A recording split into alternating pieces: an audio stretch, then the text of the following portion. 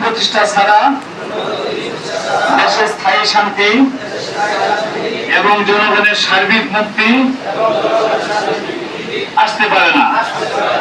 অতএব আল্লাহকে হাজির নাজির জেনে ওয়াদা করছি যে আমার উপর 5 নং ওয়ার্ডের অর্পিত দায়িত্ব যথাযথভাবে পালন করব এবং ইসলামী আন্দোলন বাংলাদেশের হাতকে শক্তিশালী করার লক্ষ্যে তথা পীর সাহেব চরমনায়ের হাতকে শক্তিশালী করার লক্ষ্যে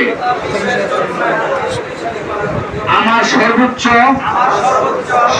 শ্রম বিনিয়োগ করে কাজ করার চেষ্টা করব এবং ইসলামী আন্দোলন বাংলাদেশে নিজের জান এবং মাল দিয়ে আন্দোলনের সার্বিক সহযোগিতা এবং যাবতীয় নিয়ম শৃঙ্খলা মেনে চলার চেষ্টা করব।